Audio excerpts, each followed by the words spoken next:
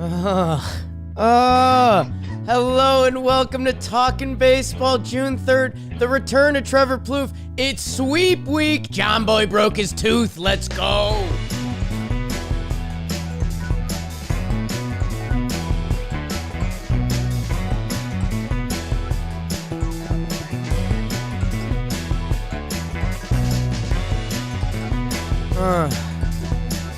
Hello and welcome back to Talkin' Baseball, a sultry Friday episode presented to you by SeatGeek. Go Talkin' if you're ever looking to save a couple shekels on tickets, $20. Whoops.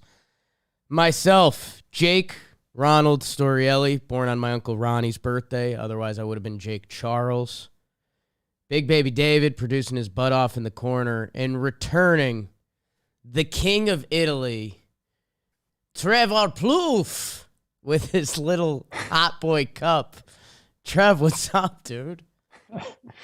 Bienvenuto. Yes, see.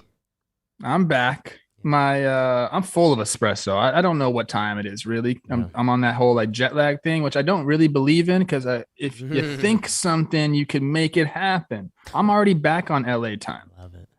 You think jet lag is going to slow me down, Jake? No. I'm bringing the absolute energy to the show today. Okay, we got BBD Simulator at the end. Boners for everyone because of that already.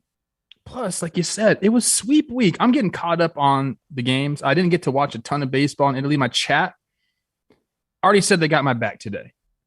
So as we're going through the recaps and talking about all this stuff, just know that it's me and the chat today. I love it. How you doing, bro? I love it. I'm good, man. I'm good. My Yanks are good. They're a part of sweep week. Got to be a part of that yesterday. After this episode, I am heading down to Georgia. Kelsey Wingert's wedding this weekend, my girl. There's some rumors that I'm pretty close to a guy played baseball who goes by the name Chipper. So I might be hanging out with some friends this weekend. So you and Chipper Jones. Yeah. If you don't bring two gloves and a ball and ask Chipper to play a little catch with you, I'm be real disappointed. Okay, shit. I kind of have to do that, huh? Kelsey would love that. So I'm excited. Big weekend on deck. John Malope, last night, he met up with us at the Yankee game. And as he walked in, he said, I think my tooth just broke. So his tooth broke. He had a dentist appointment this morning. We might get some live updates from him, depending what he's doing. But, it's summertime. We're scrambling. Trev's back. Jom's all right. BBD and I built differently. The diehards will recall. I had the same tooth break thing happen on a tooth with a procedure. Back in the Arizona times, if you checked out the Mario Kart tournament. Yeah, you were playing big hurt night for in me. Arizona. You were playing hurt. So, and, glad he's getting ahead of it. When me and Trev get off our leash a little bit, things kind of get heavy. We've already talked pre-show about dinosaurs and feathers, and are we living in a simulation? So there'll be some of that probably throughout the episode today. Trev, I'm excited for you to catch up on the baseball landscape, because it's just tough.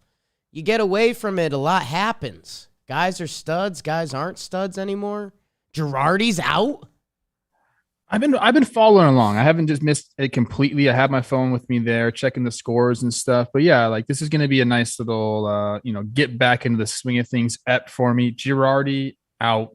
I mean, we're not going to start talking about that now, are we? I got a lot to say about that, man. No, I think we'll get there. I think it'll be a part of the episode, because the Talking Baseball faithful know I kind of run hot on Dombrowski for some reason. I don't normally hold a lot of salt, piss, and vinegar for a person. I guess it's probably tied to Red Sox stuff. But yeah, man, Girardi's out, and we're starting to see not only was this sweep week, but there's some big win streaks right now. There's some big lose streaks right now. Summer's here. June, Trev. Minnesota Trevor Plouffe. You're playing some games in May that it's still rainy and 50. June's here. It's beautiful. Hit a couple dingers. Maybe head out to one of Maurer's lake houses after the game. I don't know. If you're not going now, I don't know if you get going. This is the part of the season where we see, you know, the cream rising to the top. Now, that being said, Angels on a big losing streak. I don't think that's going to continue. Shout out the Yankees for just absolutely demoralizing them a little bit. Let's get back into the baseball. Let's just go, man. Let's do it, Trev. I think I'm hitting leadoff, right? You're hitting leadoff today, and the AL, NL, and IL recaps are brought to you by Mizzen in Maine. I've been Mizzen in Maine all week, going back to my bachelor party last weekend. It's all I wore. I was wearing it this week. They had a well-dressed Wednesday. When we were in Arizona, when BBD was on Broken Tooth Watch, he passed it to Jim. We set up a little backyard golf challenge. A little backyard golf challenge. You know. Mizzen in Maine, Peter Moylan and Jerry Blevins were challenging some MLB stars, and I think King BBD got in the mix there a little bit. Whoops. Josh Hader, Chad Pinder, Matt Chapman, Matt Olson. The boys were hanging out. Ian Happ. They're really fun videos. I mean, the Talkin Baseball and John Boy Media crew, you guys all know Jerry and Peter, that they're the best. And they're yucking it up with the guys. Really well done, well-made content. And by the way, Mizzen in Maine, they are the absolute best. It's all I packed for this weekend. Their dress shirts are machine washable. We like that. Save yourself a little trip to the dry cleaner. I only had one suit option for Kelsey's wedding because my other suits were dirty and Jess yelled at me because I'm just a dumb boy. But Mizzen is lightweight, breathable, moisture-wicking.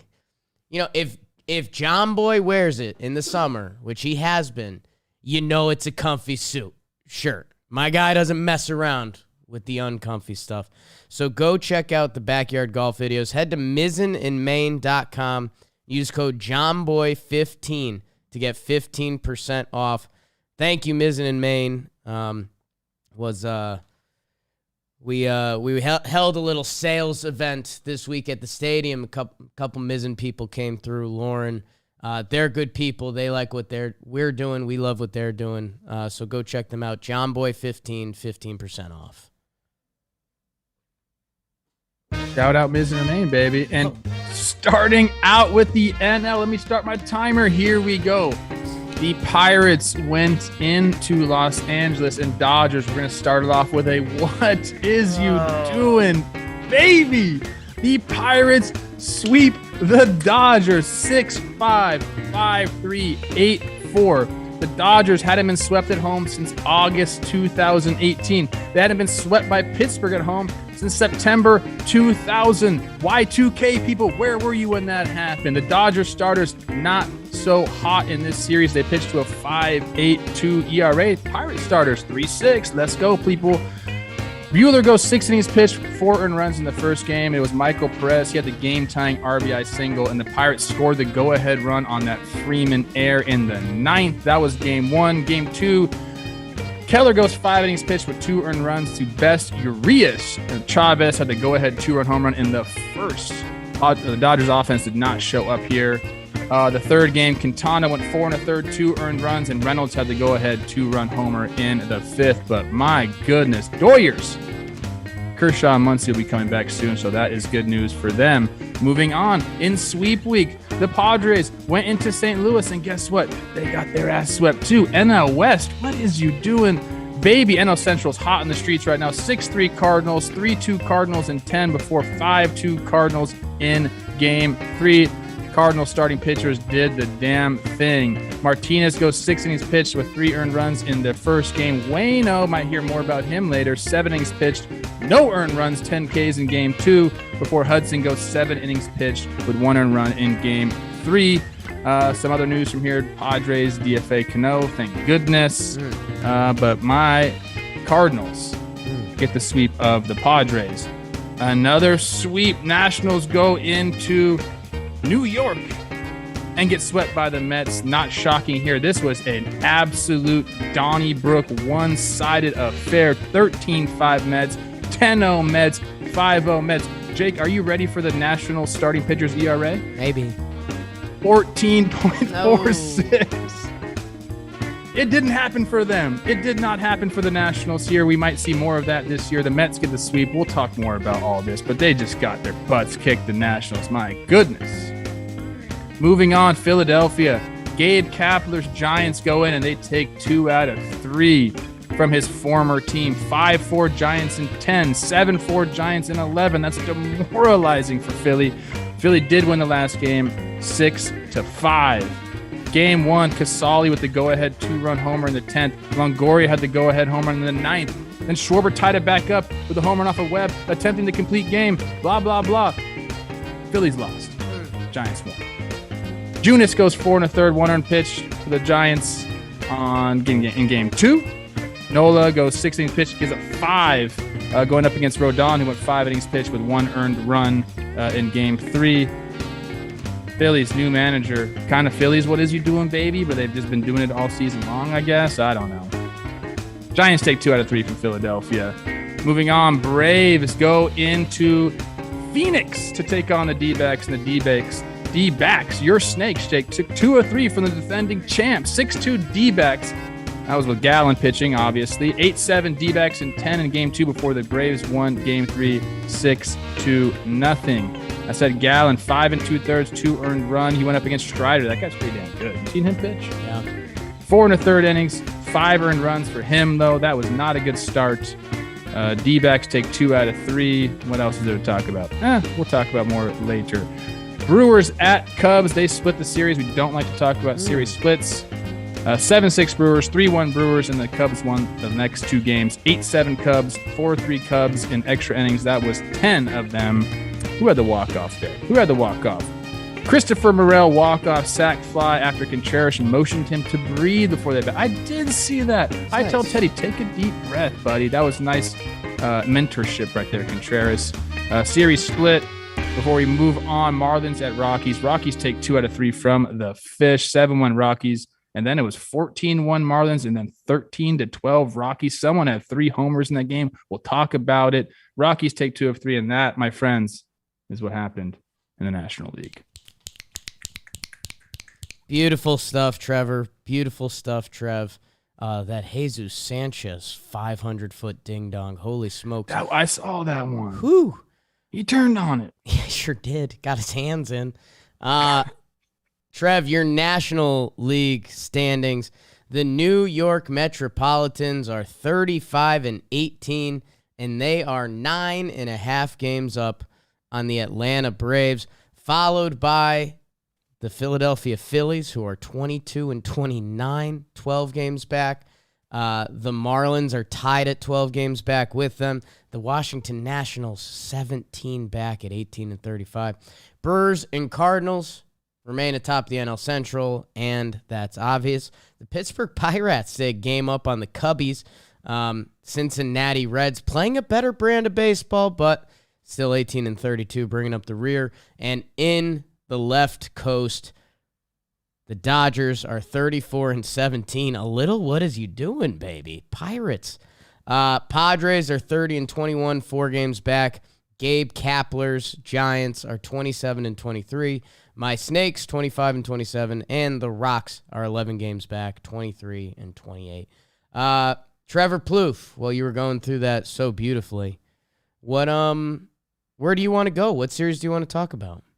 Let's go crawl and prod here. Okay. I think we got to start with the Pirates, give them a little bit of credit. I'm mad at them. Yeah. They didn't designate our friend Cole Tucker. I don't know how much you guys talked about that. I've been in contact with him. He seems to be in good spirits, and maybe this would be a good thing for both teams. The Pirates started winning, and Cole maybe catch on with a different team. Looks like they just came out and hit. Chat, tell me if I'm wrong. They just banged around the Dodgers pitching a little bit, or a little bit more than the Dodgers did. Sound off in the chat. Yeah, a couple texts with Cole. Cole Tucker's always good. That's the good news. And come on, like Giants. Come on, one of these good organizations, because that's tap into my boy. Good for the Pirates, man. They when the first month of the season, we were talking about how dreadful the Reds are, and they've straightened out the ship, and how disappointing a team like Kansas City's been this year. Pittsburgh, again, it's not a great brand of baseball, but they're 22-27. They're better than the Cubbies this year. They're better than the Phillies. And yeah, I guess Trev, I mean, Dodgers, do you just, this is in LA. Do you shrug some shoulders and say baseball happens and keep it moving? I mean, they already kind of did. They won 2-0 over the Mets last night. Tyler Heineman came into town, put some magic shit all over the Dodgers. Took them down. You guys forgot about that, didn't you? It's a fun Friday episode. Let's not do the magician stuff. Well, he had a great play, him and Brian Reynolds. A little double play on the sac fly attempt. Snow cone the ball. That thing was going to come out, but I saw him go like this. And the ball stayed in his glove. I don't know if you saw that. Stop with the magic. Okay. It's one of my lower moments. I might have ripped some cards out of the guy's hands. I think Dodgers do shake it off. Like you said, they already started the series against the Mets last night. They won a game. Catterday doing his thing. Me and C Rose might be at the game tomorrow. So if you're there, say what's up. Hello. It's just baseball, man. For the Pirates too. Any given day in baseball, you can come out and do your thing. So you give some credit to them. They've been playing, I guess, a little bit better. They have a better record than the Phillies. You said that? Yeah. Oh my goodness. Yeah. That's pretty nuts. NL Central's hot. Everyone knows that. Moving on. We're not next coastal elitists. Series. Not coastal elitists anymore. Go Pirates. Cardinals sweep. Yeah. The Padres. The Cardinals are just a really good baseball team. I think that's what we have to just realize here. And a lot of times when I think about the Cardinals organization, I think about, they're a good organization. They're going to be in the mix. I haven't thought about the Cardinals being like one of the elite teams in a long time. Am I wrong about that? Do you feel that way? Interesting. When was the last time I thought about the Cardinals as like a power, like they are going to win and go? I don't know. You're right. Like, in recent years, the Dodgers have been so dominant. Even like those other Braves teams. Cardinals fans, you might be getting hot right now. It's not shots fired. The Cardinals have been good, but it's never been like fear the bird. And they're 15. They won 100 games. Yeah. Other than that, they've been right around 90 games. Like, this is what we're talking about. Very consistent. If you're a Cardinals fan, you should be happy with the way your organization has been run. But right now, I mean, they have a chance to get ahead of the Brewers here. Some of the Brewers' injuries. What's going on with the pitching staff up there? They're getting Jay Flair back. I talked to him. He threw his second live BP, so he should be coming back soon. I believe he'll probably go on a rehab start, and then, you get to add a guy like that to your roster.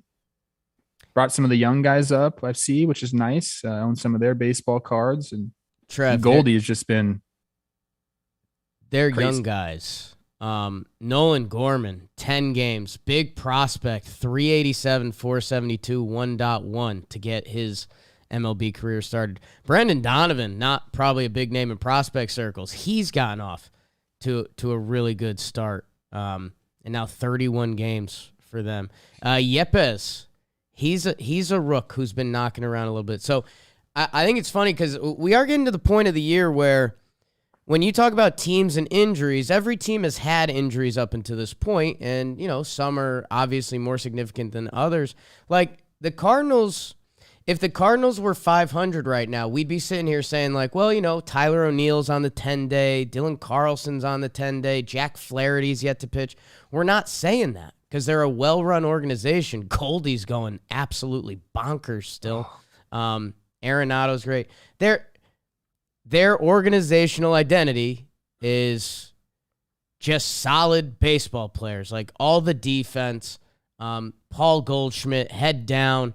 And, dude, they now have a handful of young guys like Tommy Edman, Tyler O'Neill, Dylan Carlson, Donovan, Nolan Gorman.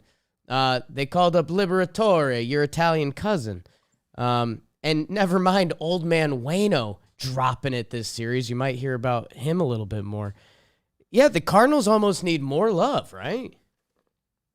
I think they do. Or maybe I think we appropriately love them. In my mind, I know they're going to be a top 10 team in baseball almost every single year. They've gotten some guys to come step up. I think there's probably going to be like a logjam there once like Carlson and O'Neill come back. We'll see what they have to do with everybody, but that's a good problem to have. And the teams that are good teams are able to go and dip into their minor league system and draw from within. I talked about this morning on Baseball Today. That's what the Phillies haven't been able to do. They can't go. Who have they brought up that's done really anything for them? I mean, Ranger Suarez, I guess you could say, but year in, year out, if you're able to dip into your organization, I mean, that's what you're supposed to be able to do. The Cardinals seem to be able to do that and find winners, just like, the other good teams do that. The Dodgers are able to do that. The Giants now. So go Cardinals, man. Jay Flair's he's been hitting me up telling me he always thinks I shortchange them. I love it. So that's how he lives, though. It's true. Why does that guy have a chip on his shoulder? I love it, Why? dude. I love it. Sometimes when he fires off a tweet or something, I love, he almost has, we've got some really cool warehouse stuff coming up. And I think people are going to see a side of me that they're not super familiar with. That's almost a gag, but it's also a little real. And Jack Flaherty has that as this fucking absolute stud, stud of the world. Dude, if he comes back, and by the way, you're right. I looked up and down Phillies roster looking like who's a guy they called up and got a little juice from. There's nada, man. Nobody. Sheesh. What's on the other side of that? San Diego? I mean, I guess you lose one game in extra innings, so you're right there, and it's a series in St. Louis where, you had who'd they have go? They had Darvish, Snell, Martinez? Yeah, I don't know. You DFA Cano, Clevenger's supposed to come back. That's one you can wash off. The Cardinals are a good team in St. Louis, but you would have liked to have that extra inning game, at least. And they go on that they got to face the Brewers. Yeah. Which is another tough step for them. They're getting Burns tonight, then Ashby, and then Lauer. These are some good pitching matchups coming out. I know this is a recap episode, but Musgrove versus Burns, Ashby versus Mackenzie Gore, so just two stud lefties, and then Clev versus Lauer. And then they got to go play the Mets. Oh, Padres. Yeah. It's a tough part of this and that's schedule for you. We're a scheduled pod. We haven't been doing a ton of scheduled stuff, but yeah, I mean we're at that point in the season. I mean we'll talk about the Angels in a little bit, but they run into the Blue Jays and the Yankees at the wrong time, and we are at that part of the year that we're starting to figure out who these teams really are. And before the season, you didn't know what a Blue Jays Yankees road trip would look like. And, if you want to flip that the other way, you didn't know what a Phillies-Braves road trip would look like. And those are very different worlds right now. So, I don't know. Go Cardinals, go. We'll start giving you more love so Jack Flaherty doesn't try to fight us. It doesn't matter. He'll find something. He always finds a chip, bro. He's like, he'll get his coffee and be like, you didn't fill it up to the top. It's not spilling over the brim. No, he would say, why didn't I get a coffee full to the brim? Yeah. Yeah. Whatever. Pujols, walk off. Hot boy. What are his numbers? Hold on. Let me go look at these You numbers. want some Pujols numbers quick, huh? I need some Pujols numbers quick. I'm getting it up right now. Trying to get to you and that Pujols. On the year, huh? He's 709 OPS, 106 OPS plus. Okay, I mean, I thought we were going to get something a little bit more here because every time I see him, I guess it's just the highlight. I don't see all the struggles.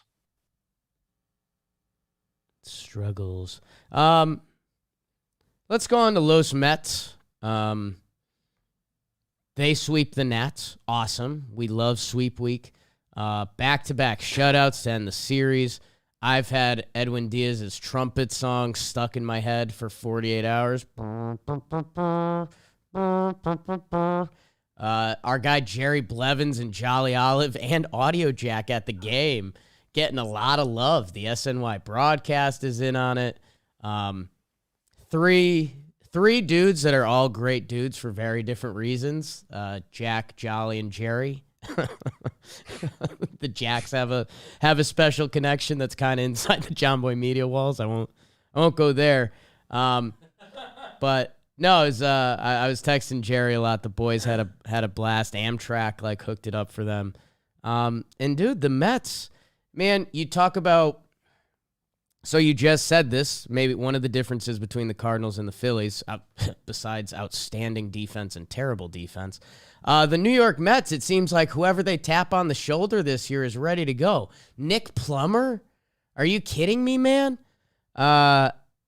Like, God, have a week, kid. Our guy, is that our guy Trevor Williams, friend of the pod, with a five-inning shut piece? Marte is starting to hit the cover off the ball.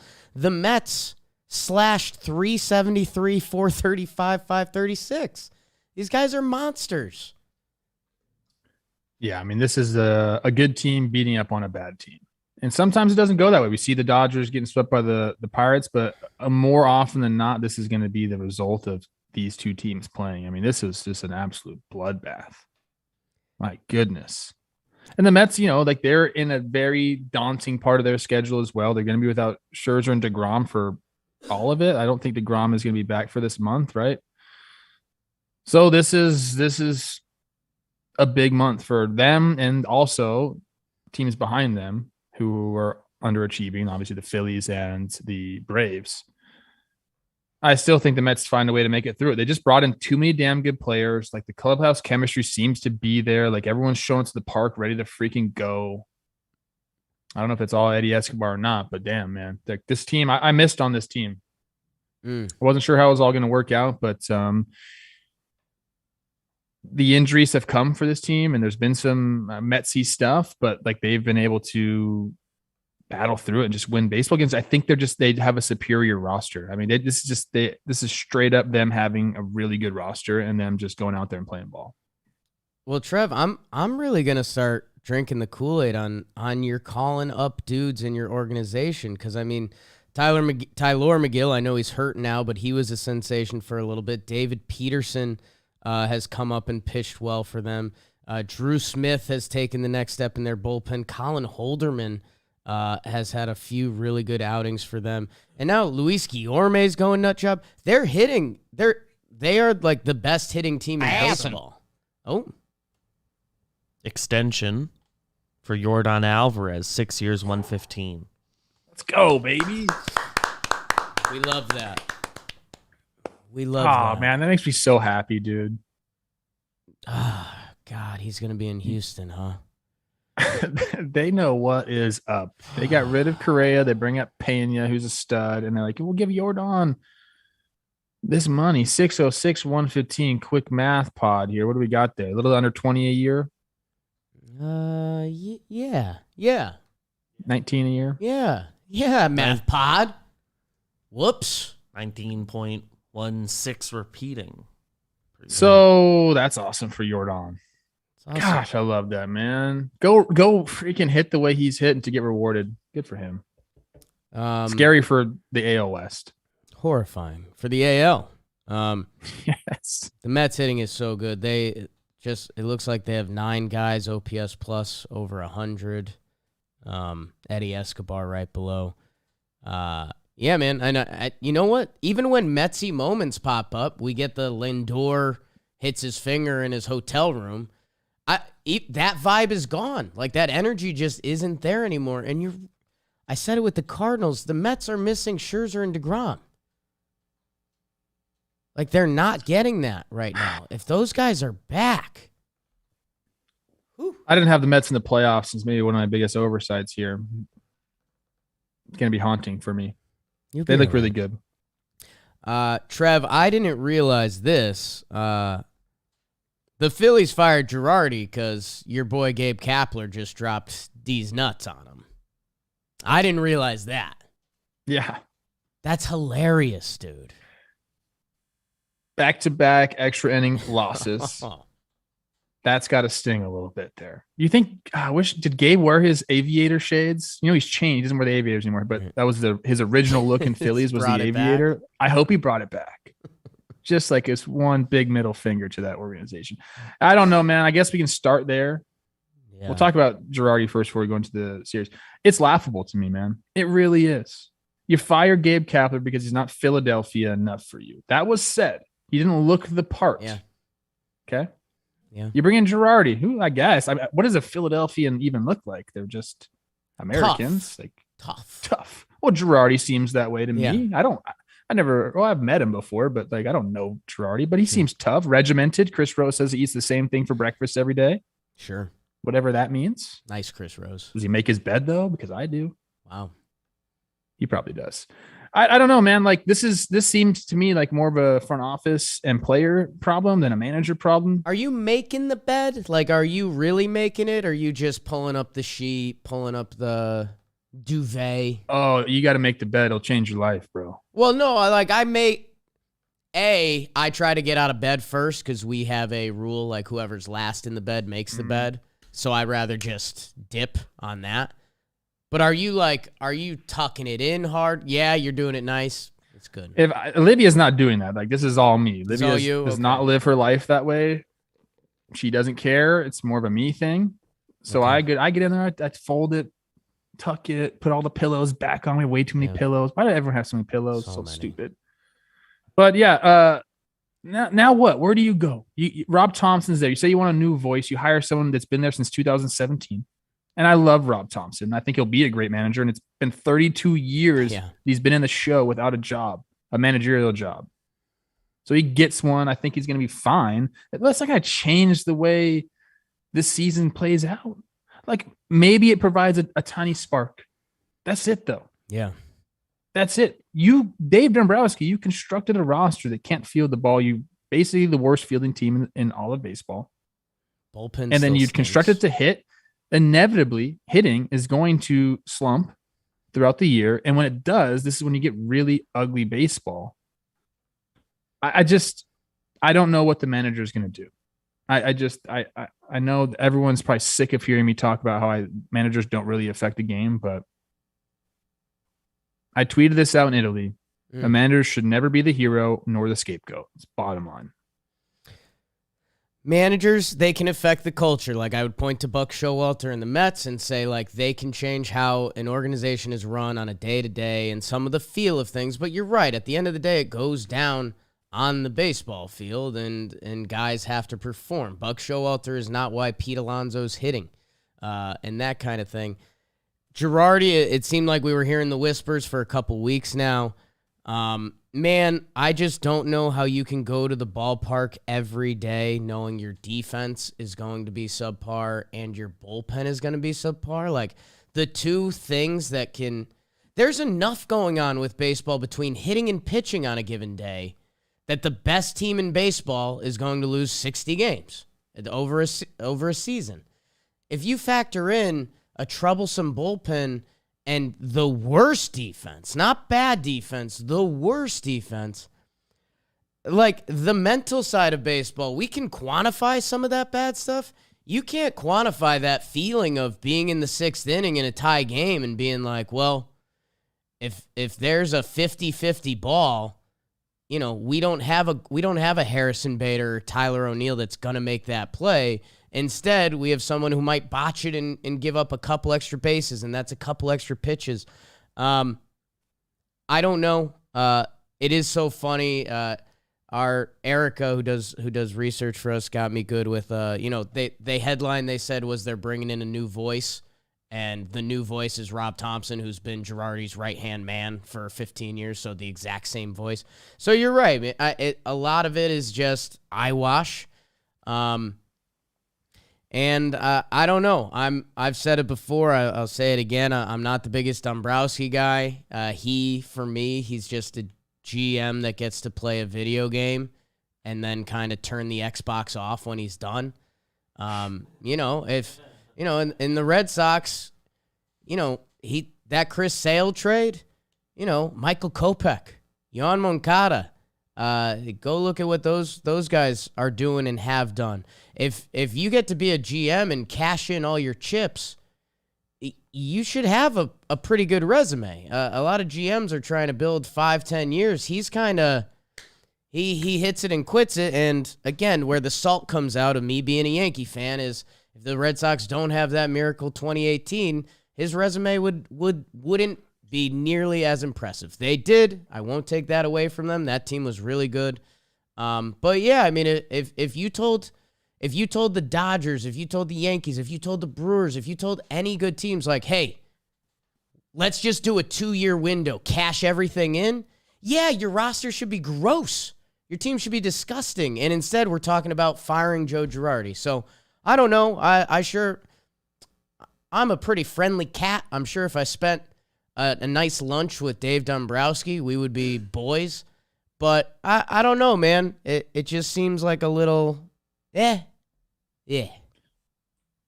I know there's fantasy football's been in the headlines of baseball. That's a quote right there. Fantasy footline's been in the headlines of baseball.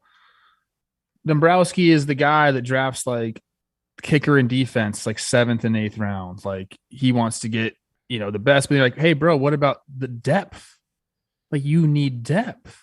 Or if we started a dynasty fantasy football league, in the first year he trades Joe Burrow for like whatever running back is like, we could do the comparison.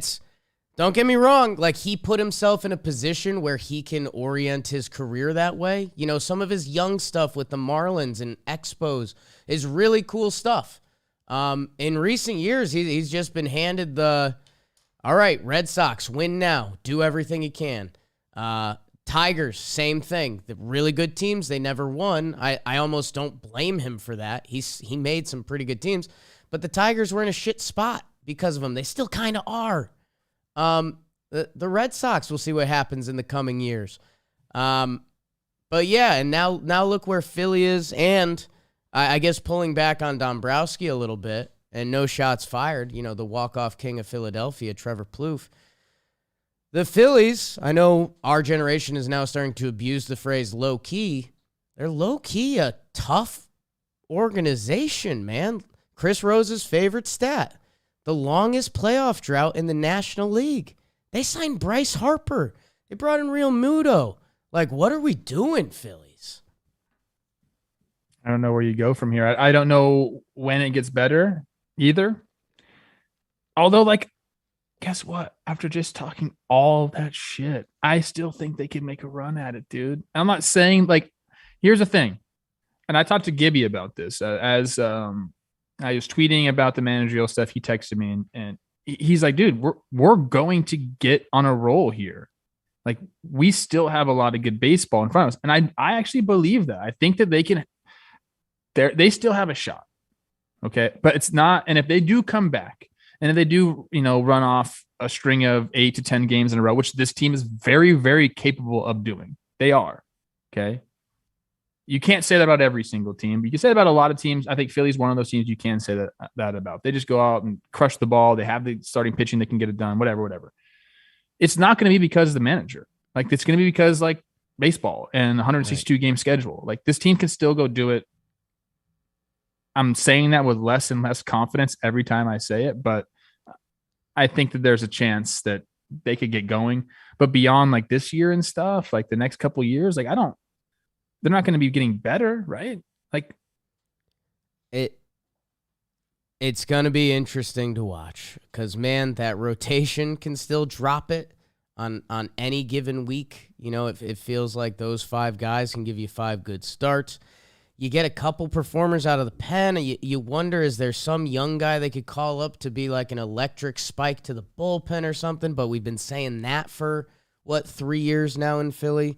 You wonder if they supplement those stud hitters with a couple more defense first guys, and if that's the balance this team needs. I don't know.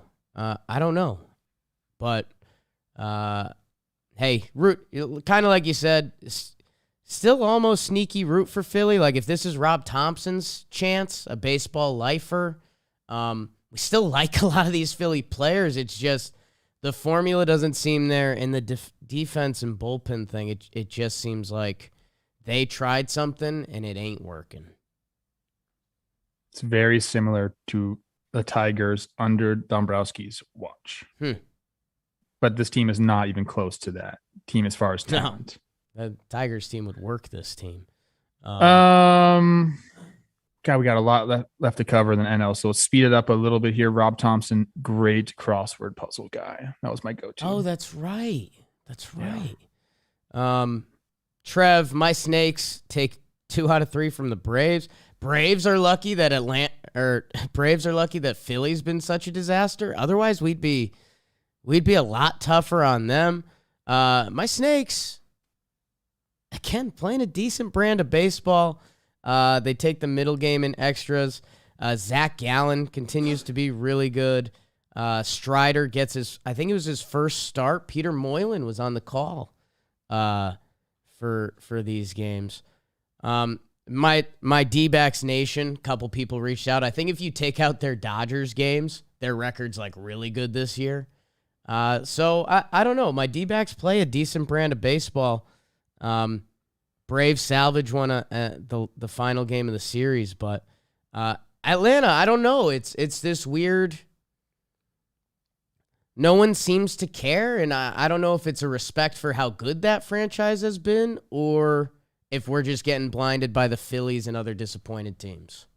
Well, they're sitting at 25-27, so I mean they're right at 500, and it's just what they did last year. They can always point to that. Yeah, like, hey, it's June, we'll be okay. Like, it's a long season, which in my mind, it does make sense. The only thing is I think the Mets are a lot better, obviously, so that's daunting there for them. But I don't know. They need to fire their manager. Is that what they need to? Let's go, everybody. Just go. Fire everybody. They've got a couple games in Colorado, which the Rockies are still good there, and then Oakland and Pittsburgh. So maybe we'll see Atlanta. Maybe I'm not worried about Atlanta at all. I'm not. I think that this is a team that over 162. I think they make the playoffs. I think they'll be there. Now, are they going to fight for the division?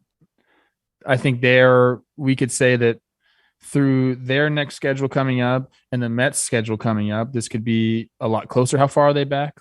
Let's see. 9.5, I think, something like that. Oof, yeah, they've dug a little hole.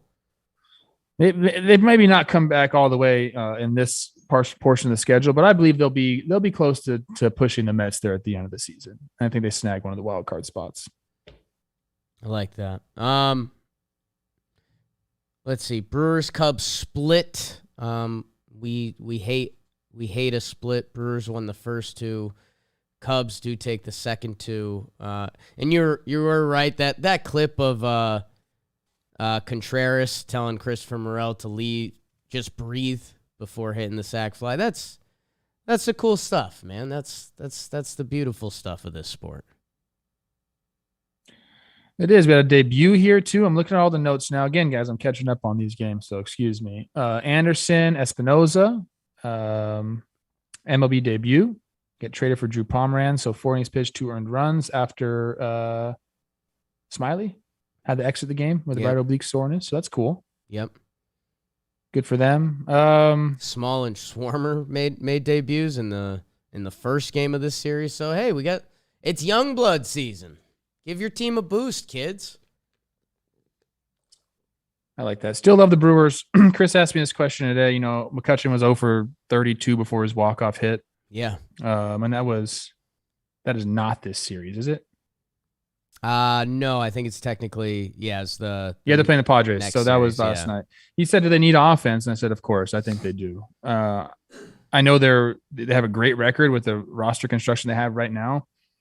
But I believe as the trade deadline comes closer, like more of that talent is going to be concentrated towards the teams that they're going to be going up against. So I think they have to, if they want to keep up, they're going to make some moves here. I'm curious to see what they're going to do and who's going to be on their radar. They're always such a smart, savvy team. A lot of times the guys that you think will go there, they end up going a different way. So love the Brew Crew. Give Patrick Wisdom a little shout out. He was one of the Cubs kind of borderline guys coming into this year. Was he real? He got off to a really tough start to start the season, and he's been Patrick Wisdom this year. 11 homers, blah, blah.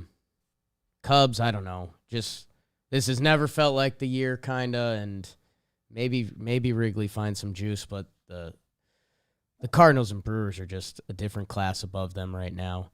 And then the final one, Rocks hosted the Marlins. They took 2 out of 3. The last game is a Coors special, 13-12. What a beauty. I saw the Brendan Rodgers walk-off home run. He's kind of a hot boy, sneaky hot boy. 3 homers on the night, and he walks it off. That's one of those nights he goes back to his house and just watches his highlights for an hour and just digs himself. 20 fun nights. 25 years old, Winter Park, Florida. My Jess is from around there. I wonder if they ever, met up. Guys. What are we doing here? Wait, why are the Marlins so bad? That's what I want to know. Dude, what's going on with that? We did a little bit of this on Wake and Jake, me and BBD. It's dude, their stats, like, they're kind of middle of the pack hitting. Their starting pitching is good. Their relief pitching middle of the pack, but the wins just aren't there. I mean, what did Jeets know? What did Jeets know? I don't think Castellanos changes everything here. I mean, maybe it does. What did Jeets know? What did he know? We're about to find out. He's on Instagram, isn't he? Yeah, he's social media king now, Trev. You left to Italy, and he finally found his window. I have to watch what I say about Jeets now because someone might send some stuff to him. Trev's in Italy. I'm gonna hit him where it hurts. Joey Wendell to the aisle. We hate that. Go watch the Jesus Sanchez home run. Nothing like a almost 500-foot home run. And yeah, me and BBD were saying it. I think this Marlins team is starting to look like, when you look back and you think of the Marlins from a few years ago, and it's Yelly, Ozuna, Stanton, Real Muto, or if you go back to Dombro's old fish with Beckett and those guys. I don't know. It just feels like in a few years we're going to be talking about like, oh, remember when all those guys were Marlins? Remember when Jazz Chisholm was a Marlin? Because what are we doing? Kind of a good point. I don't know what we're doing. This team isn't a threat right now, but they've got so much talent. And they have a core. Yeah, they have a core that you can build around. And what did Jeets know? Son of a gun. We got to go to the AL. Holy. BBD, give me a Big Daddy. We are going to New York, where the best team in baseball, the New York Yankees, swept my Halos. Halos are on a little bit of a losing streak right now, and the Yankees can pitch, Trev. Jordan Montgomery, 7 innings, 1 earny. Nestor Cortez, 7 shutty. Jameson Taillon with a perfect game heading into the 8th. It's unreal, the effort the Yankees are getting from their starting pitchers. And now, how about a little Bronx magic, baby? Matt Carpenter? Oh, yeah. The Cardinals, great. He's finding the porch. Jose Trevino with a monster game. Anthony Rizzo with the game winner last night. I know, because I was there. The Yankees keep winning. The Halos, getting a little nervous. The Blue Jays are getting hot, and they sweep the White Sox. White Sox, when are you guys going to go? The Blue Jays have decided they're going to go now. They mash all series. How's your short king, Alejandro Kirk? Might hear about him later, 2-homer game. Danny Jansen, his catching partner, he's hitting ding-dongs. The Blue Jays are going. Alek Manoah is competing for JM Pedals. He's having an incredible year. Blue Jays sweep the White Sox. Ryu gets hurt. That's the sad news. Eloy Jimenez looking to come back next homestand. We love that. Tim Anderson hopefully returns in 3 weeks. But man, it's getting scary for the White Sox. The Houston Astros sweep the Athletics, and that's obvious. And by the way, they just locked up Yordan Alvarez, who had a 6-hit series, including 2 homers. Framber goes the distance because he's a beast, our small glove king. Verlander in the last game. Chas McCormick, a big go-ahead homer in game 2. Astros, looks like they might be. You might have to go through them if you want to go to the World Series in the American League this year, just like pretty much every other year. The Guardians, I just kind of smack talk them. They bring out the broomstick against the Royals. The Royals are DED dead. My goodness. Our Pilkington kind of an old settler's name, Connor Pilkington. He had 5 shutty. Cal Quantrill with a solid outing. Plesac with a solid outing. Man, I don't know. We had a fun story in this one. Jose Cuas, don't know if I'm saying that right. He throws a shutout inning in his MLB debut. Wild journey. He was a FedEx worker for a little bit. Now he's in the show, getting outs. We love that. Royals, sneakily one of the worst teams in baseball, and like a huge disappointment this year. They had some hopes. Tigers take 4 out of 5. Are they starting to find it out a little bit? When you're talking injuries and stuff, they've lost a whole starting rotation, and they're starting to play a little bit of a better brand of baseball. Twins, Tigers take 4 out of 5, including a pair of shut pieces in there. Man, Scooble, have a year kid. Jonathan Scope, he's getting warm. Torkelson, is he turning it on? Tigers bullpen, they were lights out all series, a 0.49 ERA throughout. Austin Meadows hoping to come back soon. Rays and Rangers, they split a 4-gamer. After the Rangers take the first 2, the Rays take the second 2. I don't know. We don't love a split, but Rangers playing a better brand of baseball recently. They're around 500. They survived the Rays. Nate Lowe with a funny homer where he says, "You shouldn't have thrown that shit at my face." Been there. And the Mariners take 2 out of 3 from the Orioles. Kirby with the big game. Mariners are starting to win series. Get it going, Seattle. And that's what happened in the American League. You're a pro. You're an absolute pro. And for you, I think we should go reverse chron. Ooh, you'd like that. I like going reverse sometimes. Mariners win 2 out of 3. Cut them short at the end if we're being honest about it. Kirby, one of their young guns, he goes 6 shutty. Rugi hits a big homer in the middle game for the Orioles to get a win. Mariners, though, we are a scheduled pod. I should do the standings quick, but I'll get this out of the way. Mariners win back-to-back series. Astros, Orioles. They have the Rangers coming up. I don't know what it means yet because they've still dug themselves a hole. Talk about big disappointments. Hole. They have the same record as the Phillies, 22-29.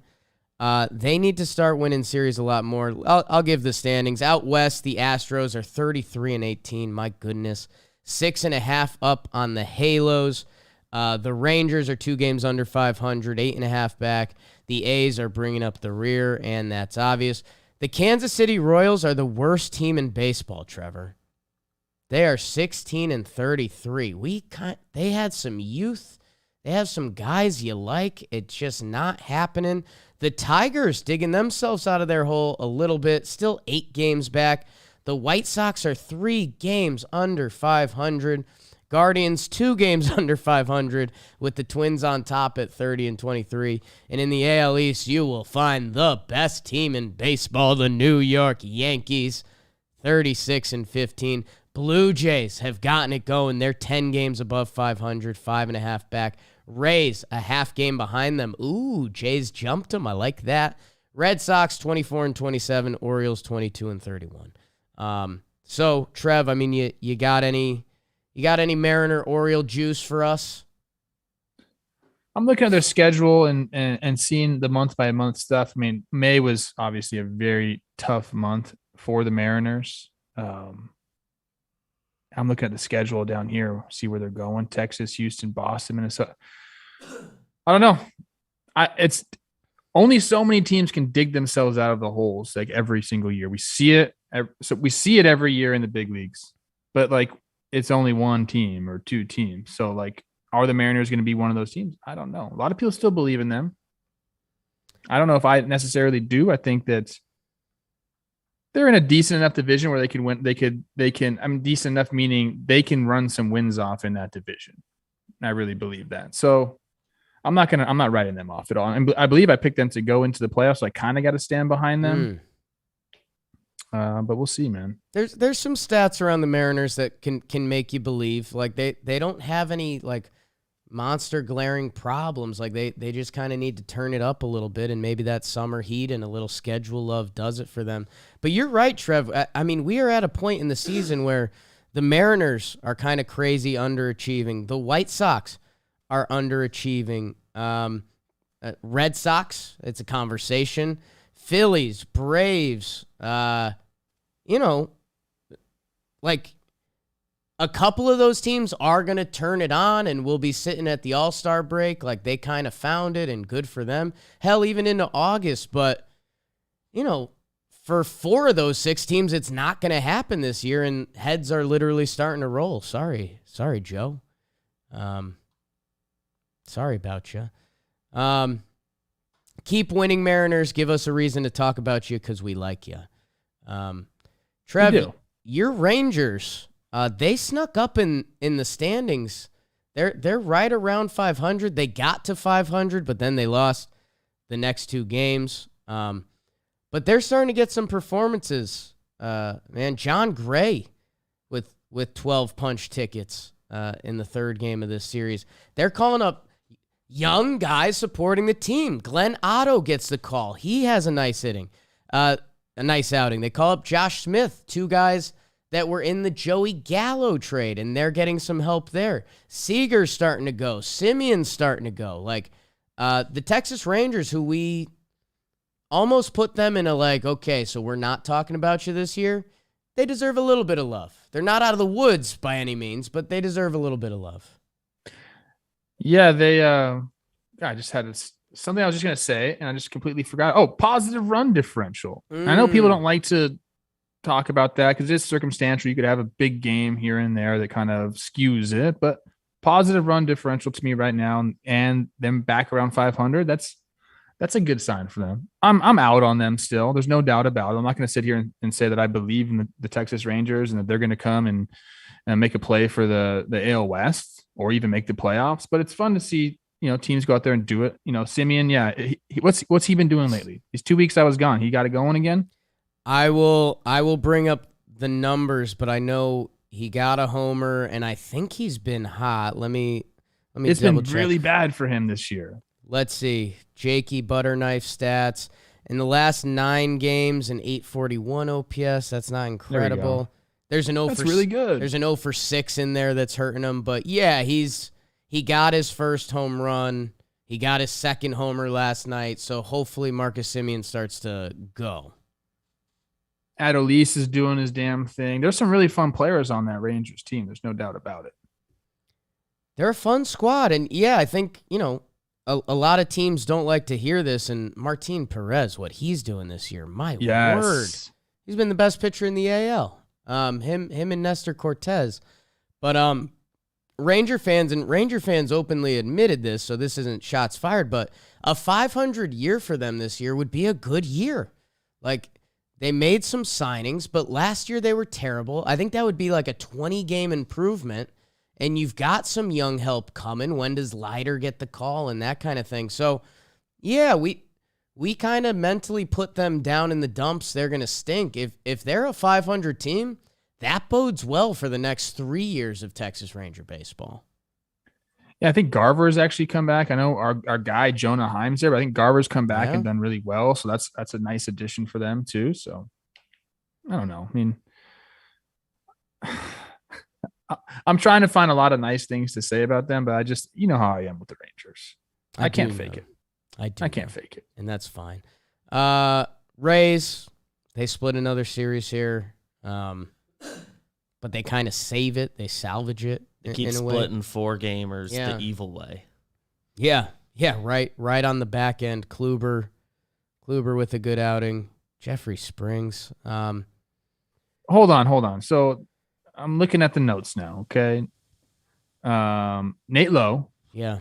He homers off Springs after he went up and in twice and says, shouldn't have thrown that shit at my face. That was post-game? I believe that was during. I think that was after he hit the hits homer. the homer? Yeah. He goes, Pretty awesome. It's not bad. One of the pitches kind of wasn't there, but I think it was a little bit athlete chip on the shoulder stuff, but I like it. I gotta talk to her. I'm gonna text T Hunch today and I want to know what the vibe in the clubhouse is. Do it. The boys are probably having some fun right now. He's always a good chat. The Tigers, Trevor Plouffe. This is when this is part of me loving baseball that I think me and Jom don't overlap on. Someone in the chat, Francois Corpel, just said, Tigers 5.5 games out of the wild card. I love it. Pump it into my veins, Tigers fans. They were missing a whole rotation. Their whole team did not hit for the first month. They take 4 out of 5 from the Twinkies. Hey, let's have a summer, Detroit. Let's get up to 500. Let's throw some shoulders around. And the Twins, they get punched in the mouth in a 5-game set. So are you reading anything here, Trev? I think this whole division is going to be a slog there at the end. I think we're going to have a 500 club win that division. Obviously right around 500 club win that division. So if you're a Tigers fan, there's definitely hope there. The White Sox have been abysmal. And, they've been hit with the injury bug and some underachieving. They haven't played good defense at all. So they're there. I don't think the Twins are, going to run away with it at all. So this is, if you're a fan in the AL Central and you're not a Royals fan, because they're not going to be in it. And who's the other team? AL Central? The Indians are up there too. It's a 4-team race. It's 2022, the Guardians. Dude. The Guardians Didn't you are in play second in place. This division? Well, that's why I forgot, because I was thinking in my head who it was. Sorry, the Guardians, second place in the division. I really believe that this is going to be a division now. And clearly I've been off about the White Sox. I had them winning a bunch of games here, and it just has not happened for them. But I think 4 teams are going to be there close, at least within 5 games of each other going into September, which makes for a really compelling, end of the season in that division.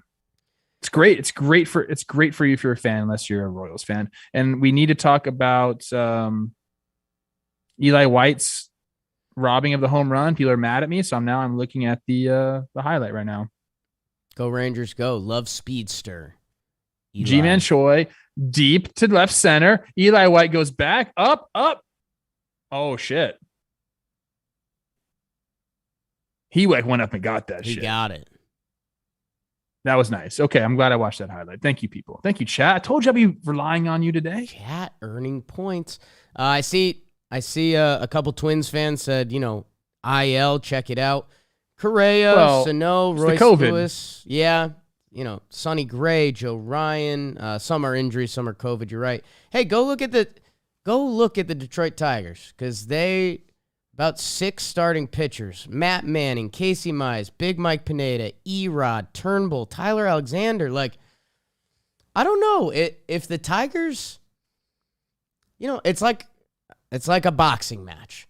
If you survive some of those first rounds after you were just getting punished, and some of these guys come back, and Riley Green might be on the way, I don't know. I buy a little bit of Tiger stock. Why not? Again in the chat, the relief pitching has been excellent. They just need keep going. I don't know. This is why you play 162 to figure all this stuff out. The COVID list has definitely hit the Twins hard right now, and they have some guys that aren't going to be able to go to Toronto for the series. They knew that. Again, I see this just being a slog at the end of the year. Guardians, we talked about them a little bit. They sweep the Royals.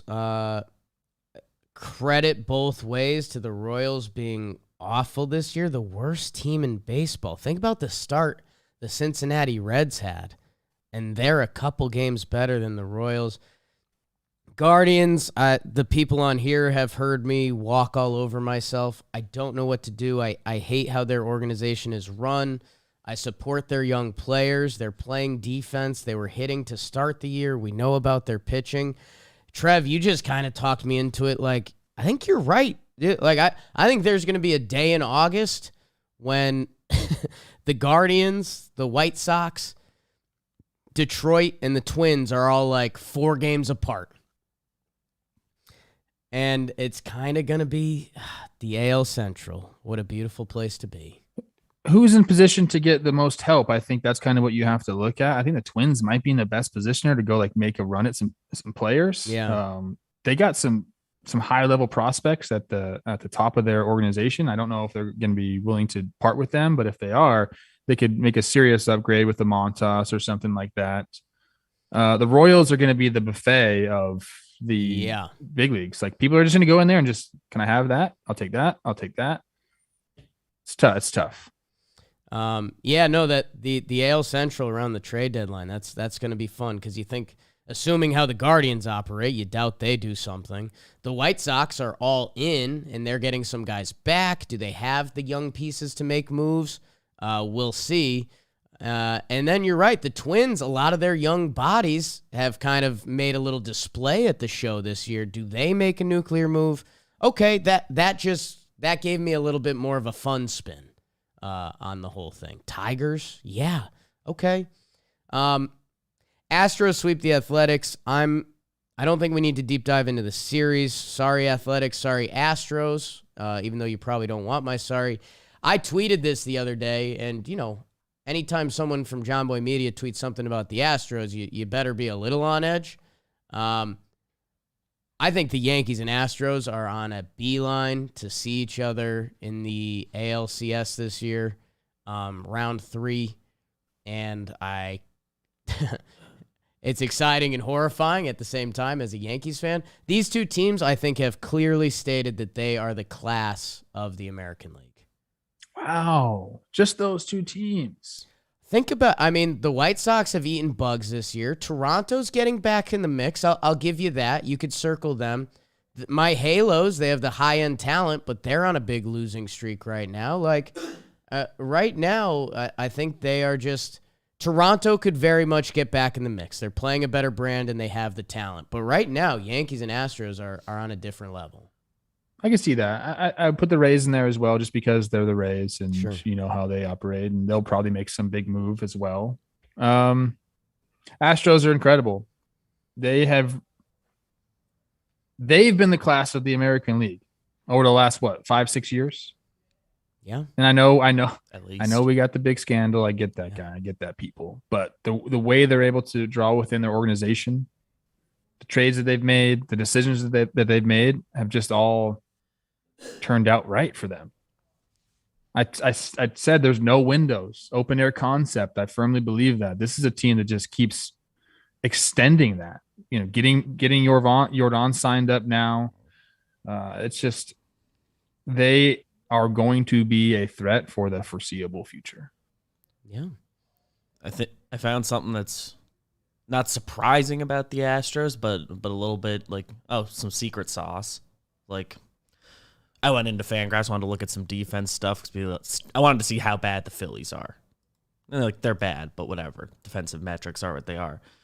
With that said, all the defensive metrics I understand, and they all measure things a little differently. Astros are by far best defensive team in baseball. They just do all those little things. That's not even what you think about them as, right? You don't think about them that way at all. Nope. Who's scoring all those points for them? I think Pena. Pena, I think, does a ton. Pena. Bragg's good, right? I know he grades out well there. Third. Yeah. The whole organization. Mistakes. Trev, you hit it. We put up blinders because of the scandal that we're now 5 years removed from. They know what they're doing. They know what they're doing, and they're going to be back. How about Carlos Beltran talking about knowing what's coming on the broadcast? We saw Carlos Beltran very briefly last night. Flex after the game. We had some media passes. He is new to media and he's finding his legs. End of sentence. Not going. It's there. funny. You can laugh at that. Oh What do you yeah, mean? I'm It's laughing. hilarious. He's learning. He's learning on the fly. Aren't we all? So Yankees quick. Trev, if you want something to say, they're pitching. Wait, you skipped over Blue Jays? White No, Sox. I was gonna go back to them. That's why I was Okay. gonna check off the Yankees because I don't really know what you say. Look at their 3 pitching performances. I mean, it's Dominant. It's tough to lose those games. Their first game of the year was a lot of Yankee fans' favorite games, 9-1. They were just dominated. Both every aspect of the game, they were special.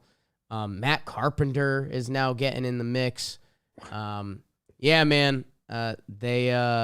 It's beautiful. It's beautiful. I did get to watch a little bit of the game last night.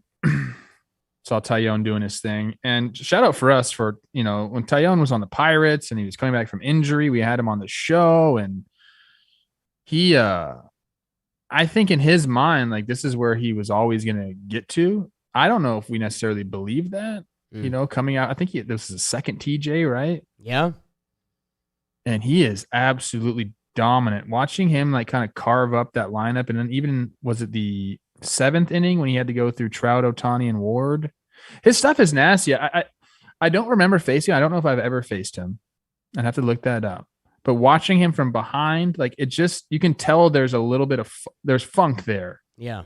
And like a little bit of, I said this morning on Baseball Today, we always talk about Nestor Cortez and how he's keeping everyone off balance and he's mixing his pitches and adding and subtracting. There's some funk there with Tyone as well. Like there's a little hitch in the windup. He hides the ball well. I think everything kind of comes out of the same slot there, and he's able to control 4 different pitches on any given night. You're fucked as a hitter if you can do that, and he's got like the stuff, and you can throw the control in there as well. He's throwing these pitches for strikes. I mean, the Angels are on a skid right now. Madden throws out that maybe the Yankees were picking up on Syndergaard and Ohtani. They have 2 of their tougher outings on the season.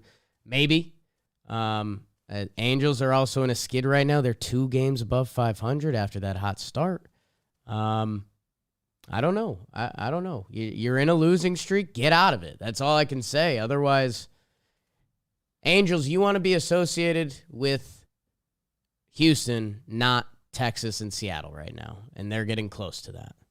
So,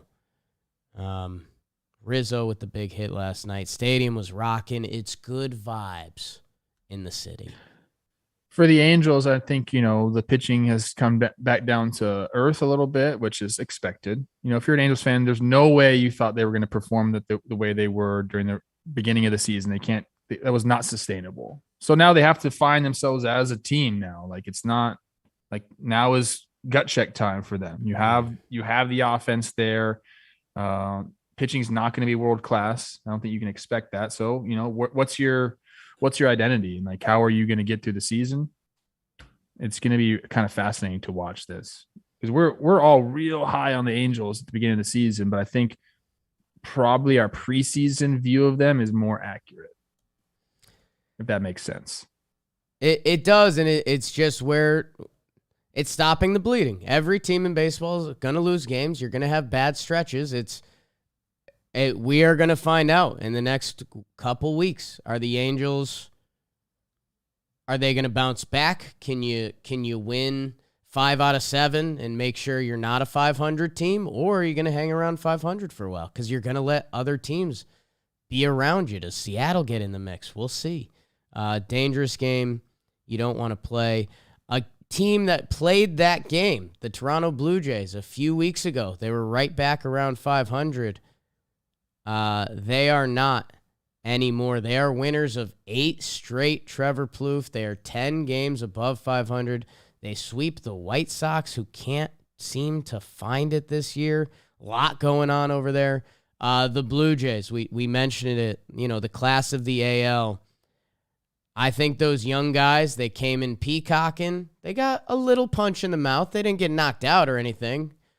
But I think they woke up and they're ready to go. And, hey, I'm a Yankees fan. I openly admit that. I'm excited to see it. Like, I want to see what these boys got because there's so much talent. Like, Vladdy hasn't even really gotten going this year. Chappy.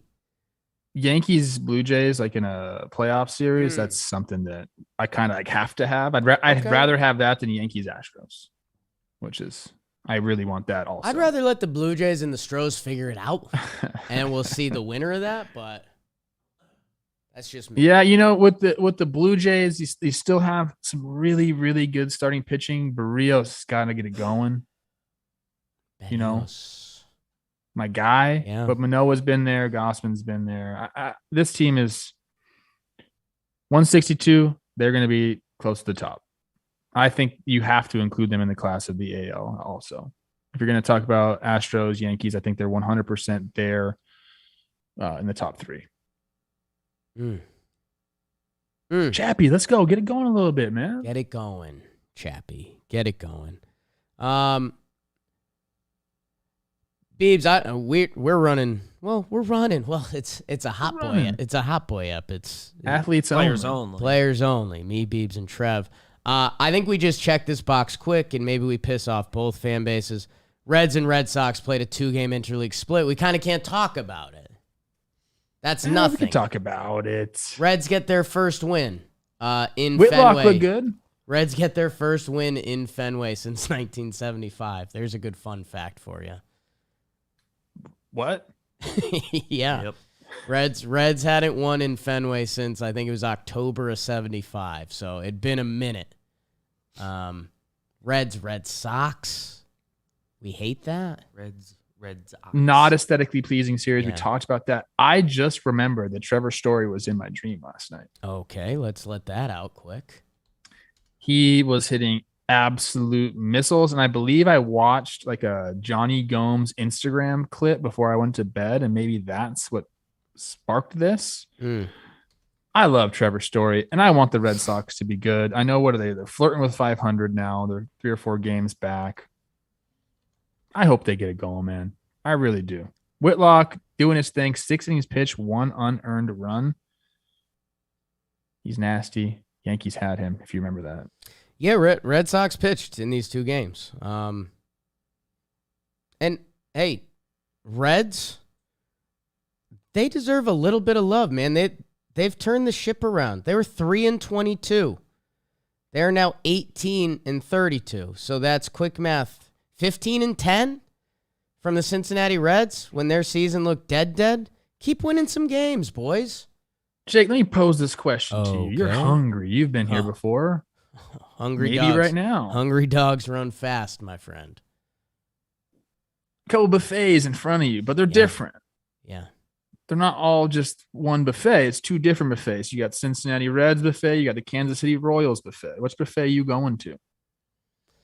Reds or Royals buffet? I'm going Reds, man. Yeah. I'm going Reds. I think so too. We got Hunter Green. We got Stevenson. No, Hunter Green's not going anywhere. Stevens, I'm talking about what can you shopping. eat? Oh, I'm the Yankees at the buffet. You're the Yankees at the buffet. I thought you were talking about watching games this summer. No.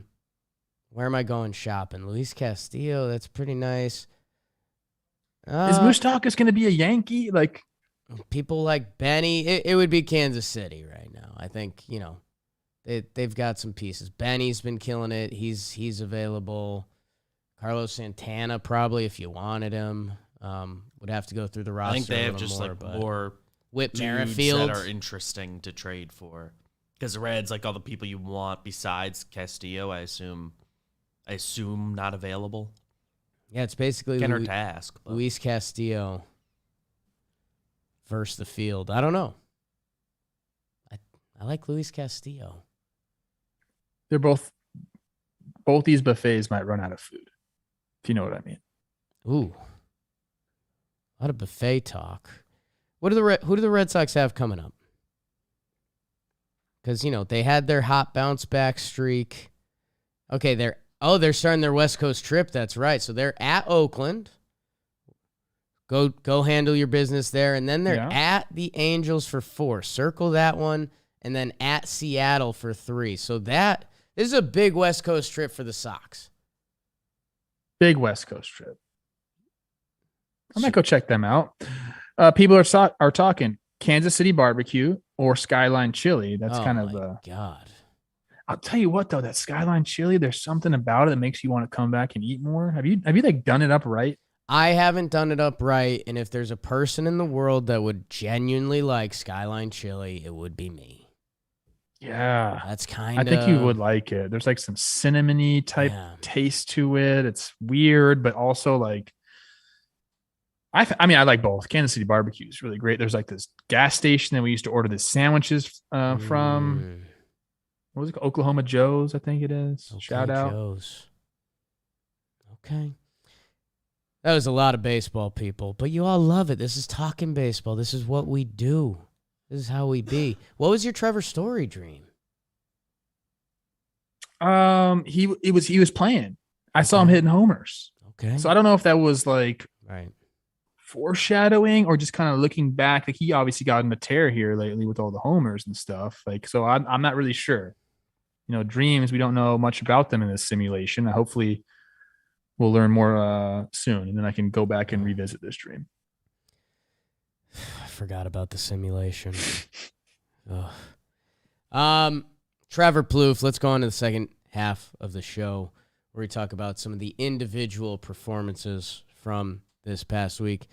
And it's brought to you by Baseball Today with Trevor Plouffe and Chris Rose. Go check them out.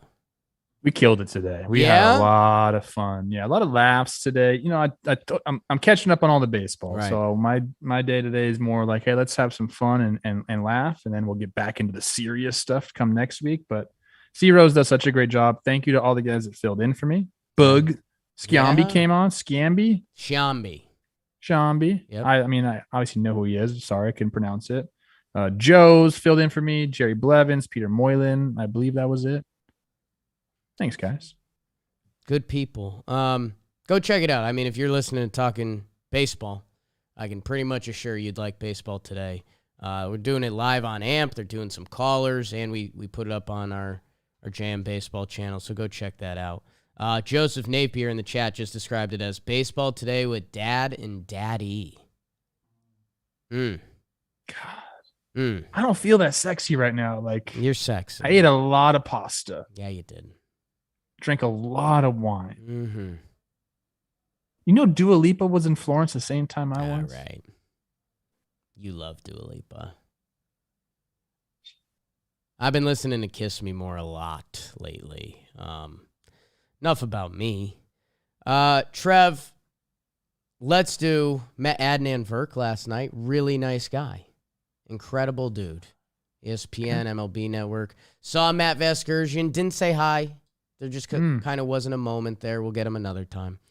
Trev, can I ask your standout performance from the last few days from Italy? Dua Lipa? I went a little off the beaten path here to a guy that's not really getting a lot of recognition because I think his team is kind of screwing that up a little bit. A guy that you normally wouldn't talk about on this team, but Andrew Vaughn. Yeah. Of the Chicago White Sox, Berkeley guy. So like a little bit underneath us Stanford guys, first rounder, third overall pick. Yeah. Still only 24 years old. He goes 4 for 5 with a homer, a double, and 2 RBIs. And he's kind of like been keeping the White Sox afloat, especially early on in the year. So I just wanted to give him a little bit of shout out. I do own a lot of his baseball cards, a lot of autographs from Andrew Vaughn. His hands must have been tired early on because that dude was in every collection of cards you could find. Kind of split proof, hits righties and lefties. Last 7 days haven't been great, so it's nice for him to get that performance. Maybe we'll get him going. Maybe he'll get the White Sox back on track. Lou Bob is back, but Andrew Vaughn, nice job. I'd be interested to see because I know they've moved him all over the field, and I think some of the defense has been I wonder, as we start talking this White Sox story, is he the future of the White Sox, or is he a potential, if the right trade comes along, is Andrew Vaughn the piece that they can rework and kind of address defense and offense at the same time, or pitching, or whatever they're looking to do? He was on one of my pick to clicky episodes early on this year, and 131 OPS plus. I love watching him hit. Like you said, I mean, third pick overall, this guy's no joke. He's 24 years old. It looks like it's happening. And, yeah, I wonder. This feels like the year the White Sox are either like, all right, Andrew Vaughn, you're going to be a part of the team for the next 7 years, or if there's a nuclear trade deadline deal that the White Sox can make, that's the guy that I think every team would be asking about. And I was thinking about that. I'm glad you brought that up because his home road splits are pretty drastic here. 909 OPS on the road and 689 at home. Could be a Willy Adames type guy. Get him out of there. Can't see the ball in Chicago. What's in center field there? There's like a camera well. It's like pretty candy. Good. They got those. It's a like good hitter's eye. things. I don't know what's going on there. It's okay. cold. Too fucking cold, dude. Cold. He's a Cali guy, right? Yeah. Santa Rosa, Mac Dre. Rest in peace. Rest in peace. Vallejo, you ho. I did it for the yay. Okay. Trev, I'm going to a guy that it feels like we can almost talk about him every week. And then I do this dance of like, all right, should we talk about him? Should we not talk about him? Adam Wainwright is unbelievable. He is 40 years old. His season is now 10 starts, a 2.75 ERA. He's getting better. And he just went 7 shut piece on the San Diego Padres, 2 hits, 1 walk, 10 strikeouts. The part that gave me a little more juice, this is on Memorial Day. And Adam Wainwright, like he's the kind of guy that would actually like take pride in that and be like, I'm pitching on Memorial Day. You're about to see an amazing effort. He goes toe-to-toe with Snell, outdoes him. And the thing that I love that's just mind-blowing, especially when you see all these young starting pitchers getting pulled at 87. Like, we see a starting pitcher pulled at 84 pitches, we don't flinch. Waino threw a $115 against the Padres on Memorial Day. Like, he's that dude, man. He's that dude. And I think, man, Trev, you're right. If they get Jack Flaherty back and he looks Jack Flaherty-ish, like, the Cardinals go from, like, I don't know, they're good team, tough out, to, like, St. Louis Cardinals. Pujols, Yachty, trying to make a memory in St. Louis history. Watch out. Nolan Gorman, the torch being passed to him. Adam Wainwright, my standout. He's such a stud. 40 years old. And not a young 40. I mean, he's pushing 41 here, dude. Yeah. I'm turning 36 here soon. And I tell you, people, I'm in great shape for my age. I can't imagine playing baseball at a high level like he's doing right now. I know he's a pitcher, he's starting pitcher, whatever, yeah. But he's awesome. And the Cardinals are going to be there, and the Rockies gave them Nolan Arenado and paid them to take Nolan Arenado. Yeah. Sure did. Wayne probably did say, I want the ball on Memorial Day. It wouldn't surprise me if he wasn't even supposed to pitch. He's right. like, fuck it, give me the ball. Right. It's like, 2 days rest. And this guy does whatever the fuck he wants, and I love it. He's like doing like the old man taking a walk, I think he calls it now, where he's exploring the stadiums. He'll go on his off day and pop in a booth. Yeah. He'll pop in the booth and call a game. He is living the best life. Yeah. Pitching once every 5 days, dominating on a good team that he's been a part of since he was 23 years old. Like, he's garnered as much of a leash as you can have with an organization. He can do whatever he wants there. He's a god there. It's the king. And he is, like I said, I mean, there's nobody having a better time in the big leagues right now than Adam Wainwright. I guarantee that. And by the way, he doesn't seem like that guy, but he's already called games. Like, not even his. He's good. Not even his like having fun this year, popping in booths. Like, he's called games. He's going to be around in our lives for a long time. Nicole Vella in the chat, is this live or pre-recorded? This is pre-recorded. We pre-record these. Trev, oh no, what should we do for Slump Watch? Do you want to hang? Do you want to go? I'll do it. I'll do it. We'll hang cover around your quick. face at least. Cover my face. Don't let people see him. Slump Watch. Oh, Trev, talk about salt in the wound. The first name on Slump Watch was AJ Pollock. Good. Might have broken your forearm. He goes 2 for 4. I'm guessing you only played one game. 2 for 4 with a homer. You're off Slump Watch, kid. You're off.